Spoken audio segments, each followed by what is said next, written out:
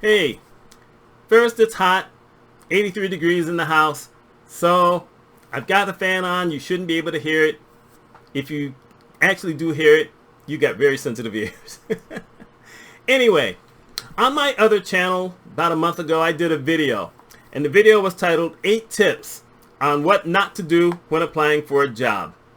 And I mentioned on that video that even though I've been an independent consultant for 22 years now, actually, yeah, it was in June. So I've been an independent consultant for 22 years, but over the time when I was taking care of my mother, I did some projects, but I didn't do a whole lot of projects because I was taking care of my mother and we had the pandemic. So I find myself in a spot where I'm looking for jobs as well as gigs, because if I get a job, then I know they will pay for health insurance. It'll be more steady.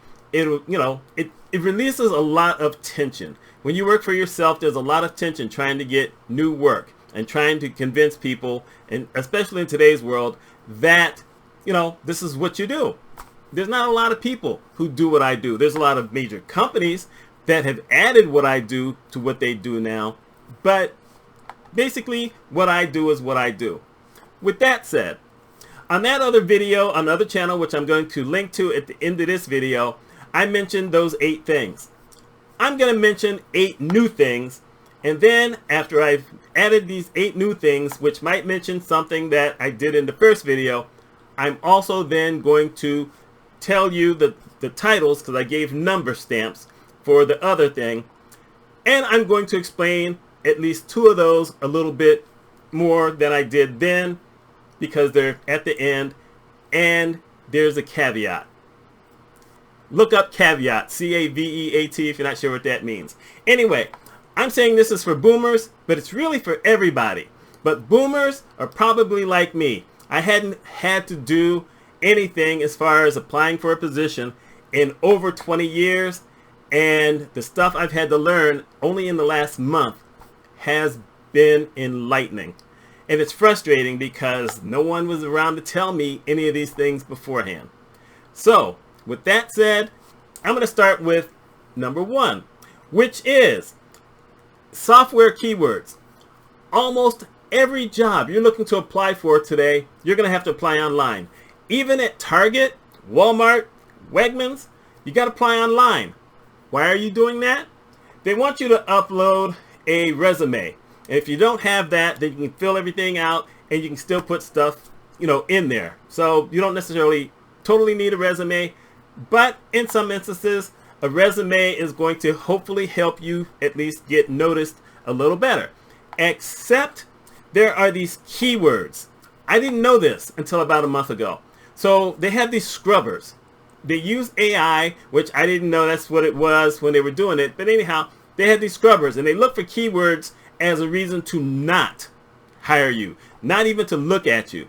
I mean, I started to wonder about this when I would apply for something on a Thursday and I was getting rejected on a Sunday. I'm like, wait a minute.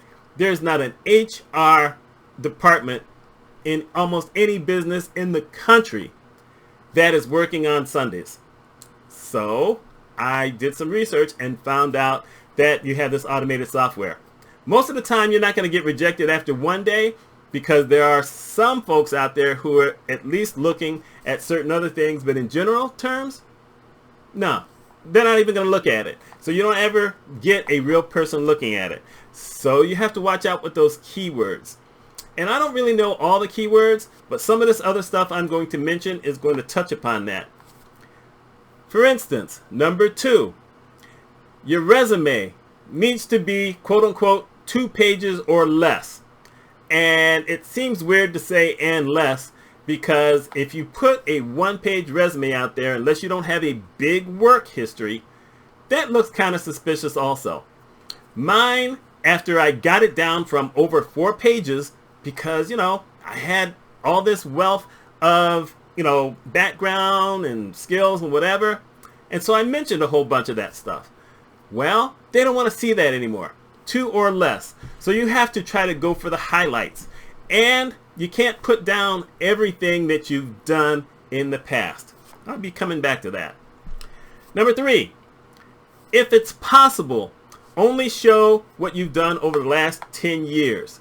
Now, that's difficult for me. I've been a consultant for 22 years. How do I take care of 10? I can't. And truth be told, there's things that I did at the last place where I was an employee that are skills that they're saying they're looking for, but I didn't have to do some of those things when I was a consultant. Doesn't mean I didn't do them, but basically, if I put that on there, I can't do it. So what I've done is I've listed my consulting business and the last place I worked. That ends up covering, 15, 20, oh my God. 1995, what is that, 28 years? I mean, it covers 28 years.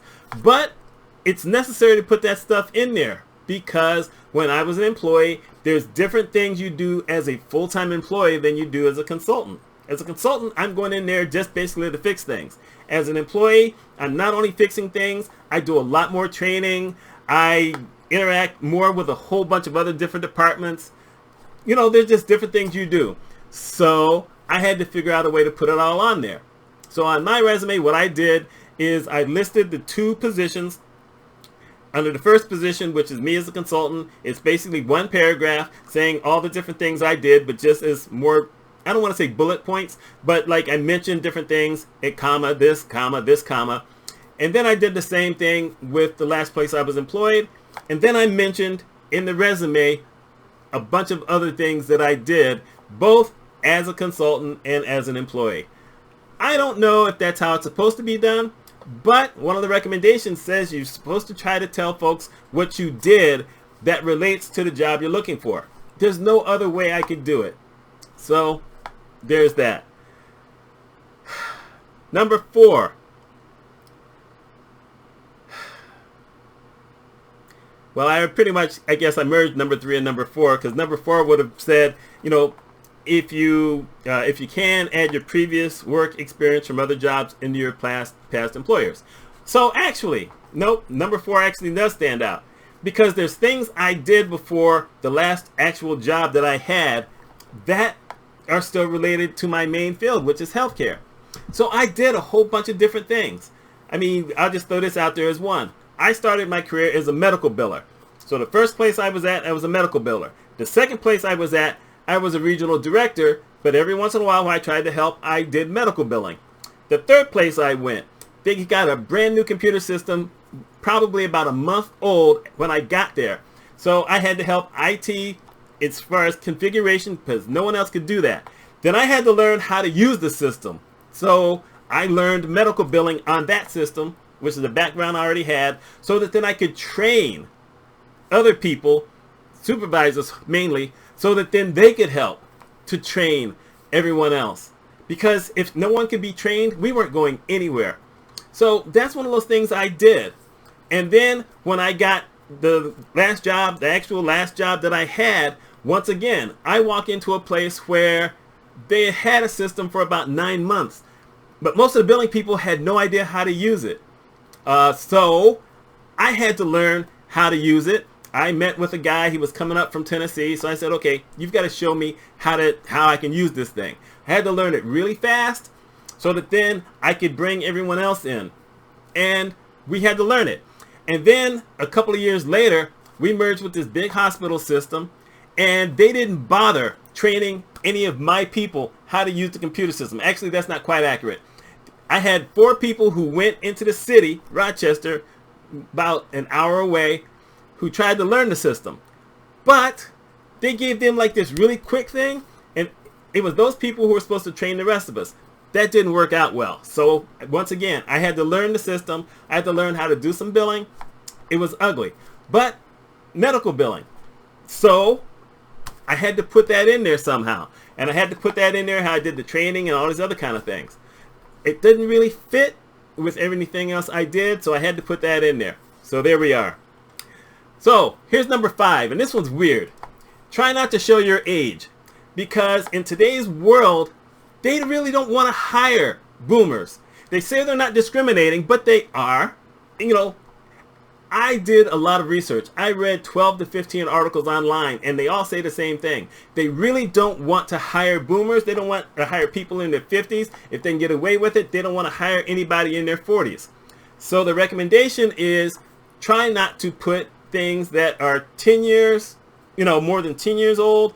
But if you have to put something in there, try not to put the dates in, which is hard to do because the software is going to ask you what years or what actual date did you start and finish those particular jobs, which is why I only put down 2 jobs, because I just figured, okay, I can go with that. Even with just those 2 things, it's still 28 years for me. It's just no way I can get away from that. But if you're trying not to show your age and you don't have to put in dates, that might sound fine, except for the fact that almost everybody who I've had to apply for wants to know, did you have a college education? Did you graduate? What did you graduate with, a bachelor's or a master's or something else? What did you study? Some of them ask for a grade point average, but they don't have an asterisk next to it, because if that's there, you have to answer it. I don't remember what my GPA was. I graduated in 1981. No idea what that is. But then they ask you, when did you go to college? What year did you start? And what year did you end? And that has an asterisk. So I can't hide my age if I have to tell them I graduated in 1981. So that's just a risk you have to take. Luckily, everyone doesn't ask that particular question about, the time period, but enough of them do that there's just no way to get around it. So that's why in the rest of your resume, if you can, you're trying to find ways not to necessarily mention how old you are. That was one of my problems, is that I put the very first job I ever had, which isn't quite accurate, but first job I ever had in healthcare, starting in 1983. Dead giveaway. So that's just important to know. By the way, in case you're wondering, I've got this list here, and keep looking at it because I want to make sure I don't miss anything. Here's number 6. Don't lie, and don't be about anything that doesn't really fit you. That turns out to be important, because if you actually get an interview and you start talking to somebody and you've lied about something, you're not getting that job. It's going to be hard to figure out how to lie on the fly, unless you kind of expect it. Now, there's other things. For instance, there was this one position I was going to apply for, and I was putting in this information, and it turned out it's a religious hospital. I don't even know what the religion is. I mean, I know the word, I'm not going to say it, but I don't know anything about that religion. I'm atheist. So it said, we're a faith-based organization, so if you worked with us, how would you use your faith to do everything? Now, this is the same organization that also says something there. We don't discriminate against anybody. Right. If you don't discriminate against anybody, how can you ask that question? Because everybody isn't your religion. Everyone's not religious whatsoever. I basically had to shut that down because I didn't want to lie, say, I'm nice to everybody. That wouldn't have been enough. I know that had I actually got an interview, that would have been a question I'd have had to answer better. There's just no way. So I didn't want to lie. I just said, not going to go that route. Don't let yourself get caught in a lie, because that never works well. Number 7. This one's interesting. How do you identify yourself? So, like I said, they're saying we don't do discrimination. But they want to know, do you consider yourself male, female, or don't want to ask the question? What race are you? Are you white? Are you black? Are you Latino? Are you Asian? Or do you not want to answer that question? Then it asks the thing about disability.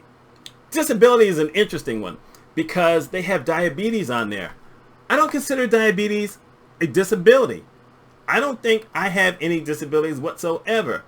It may be an illness, but it's not a disability, but that's listed on there. It's the only thing that fits me. Now, that one I always put, I don't want to answer, because I don't want anyone thinking disability is an answer. Plus, if I say yes, because I know they're lying about all the other stuff, saying, well, you know, we don't discriminate, we're equal opportunity. No, they're not. So I'm not putting that down there. That's the only one I take a chance on. I just say I don't want to answer. I'm not lying. I just don't want to answer it. So there's that. And then here's the last one out of the original, out of this one here, which is miscellaneous questions. So here you are. You've gotten through having to fill out all this extra information. If you've uploaded a resume, you've had to go in and probably edit some of the stuff that it didn't bring across properly. If you got lucky to bring everything across properly, you know, good for you. Mine, I always have to go in and edit everything. And by the way, some places that can be a real terror. I think, heck, Sunday, which was just 2 days ago, I filled out this thing, and luckily it lets you review everything that you put in, and it got probably 70% of what I put in wrong. So luckily I got to go back in and edit. Thank goodness. Anyhow, when you're done with all that, for the most part, you're usually done with everybody else. However, some companies want to start asking you other types of questions. Now, here's the thing. Since I've been applying for leadership or independent positions, I can answer every single leadership question because I have given seminars on leadership. I wrote 2 books on leadership. So you're not going to stump me with that one. But then they ask certain questions about what I'll say are logistics. So they'll say, well, we have this much steel here and it needs to go here, whatever. And how do you answer that? I say, well, wait a minute. This has nothing to do with stuff like that. How am I supposed to answer that question? But you have basically 2 minutes. You're given 5 choices, 4 or 5 choices. You have to pick one. It tells you, oh, we're just asking certain things. But my thought is, no, they're using that as a certain way to try to make a better determination of you. I've had to do that kind of thing. I had one where I had to answer 114 questions. You had to do them all within 45 minutes. I got them all done in 10. So, you know, it didn't, for me, it didn't take a whole lot of thought on that. You know, do you agree strongly? Do you agree somewhat? Are you in the middle? Do you disagree with somewhat? Do you disagree with strongly? Those were easy to do. Answer them truthfully, because you can put everything as strongly or as, you know, at the bottom, whatever that is. But like I said, you're just setting yourself up. I always answer things truthfully. That's just how I am. So there you are. Anyway, like I said, I'm going to link to this other video, but here's the things that I'm putting in that other video that's already out there. So if you decide, let me go check that one out also. Here's the topics. The first one says, call the company you have any questions you want answered about certain positions and requirements. Because I had to do that. I had one application that I tried to get in the system. It just wouldn't work. Nothing would get into work. I said, you know what? I'm going to call HR. So I called HR. The lady says, oh, if you uploaded a resume, you don't have to do any of those other pages. There was nothing that said I didn't have to do any of those other pages. But there you are. So there's that one. Next one says, verify what remote work and work from home means to the employer. This one I found out, like I said, I explained it better in another one, but I found this one out because it turns out that just because something says it's either remote or work from home does not necessarily mean that if you live in New York, that the people are hiring you in California. It doesn't mean that. Sometimes they give you some kind of thing where they kind of tell you that, but not always. The next one, I already kind of mentioned, which is don't, put extraneous stuff on your resume. Try to keep it shorter. Don't do the 4 or 5 pages like I initially did. Don't do that. Then they have the thing where they say, okay, how much are you looking to make? And my recommendation there is to just ask for a little bit more than that. Don't put down less because you're never going to enjoy that job. Then I said something about don't apply for other open positions if you've already answered something or you've put in a resume to a place and they've never responded to you. because it turns out that just because they have keywords that will eliminate you does not mean you're going to get notified that they've decided to go with something else, or they just don't like you. Yeah, I'm taking it personal, but that's one. So, I mean, there was one, and this was early on, where before I started keeping a list of everyone I was applying for, turned out there was one company I applied 5 jobs that came up. They turned out to be all different, but it was 5 jobs at the same place. I never got any kind of notification from them. I said, nah, forget these people. This is, still with the old resume, but my thought is, no, y'all could have at least sent something. So you have to watch out for that. This one here, don't give your cell number unless it's all you have. That one's explained in another video. I ain't giving out my cell number. Nope, ain't gonna happen. Maybe if I get a job, I may give you that one. I may even just get a different cell number. But no, y'all ain't getting that one.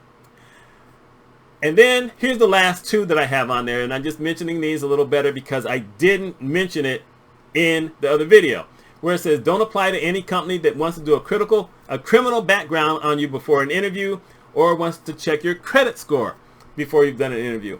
I have to modify that one because, one, I don't trust anyone who I haven't really talked to with that kind of information, because I have no idea where any of that information is going to go. But 2, I've applied to a lot of hospitals, a lot of healthcare organizations, and they have certain privacy rules for their patients, and they sometimes need to know, especially if they're either if they're a large facility or where they're located is in kind of an expensive, secluded place. And I don't mean a critical access hospital. That means super small and whatever. I mean, it's a hospital that's in a really nice community where most of the people are rich. Just tell it that way. In those instances, they want to check everything because they want to make sure that they have the right people with the right kind of situation as far as credit score and criminality is, those are the people they want to hire, so it doesn't hurt anybody within their community. And I've had to fight that one on my own, but in general terms, I said, you know what, there has to be an allowance for that, so I did it. Yeah. Anyway, this is long. I've done longer, but I thought it was important to mention these things here, and with the video that I'm attaching to this at the end, we just need to know these things. And if you're a boomer, by the way, I looked it up first, and it turns out there were no other videos talking about employment and things boomers had to worry about. Nothing that talked about almost anything I talked about. That's why I did this video.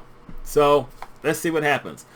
I think we all deserve a fair chance to actually get a job, but they've made it easy because they don't get to see us in person. And I hate that about today's world, but this is where we are.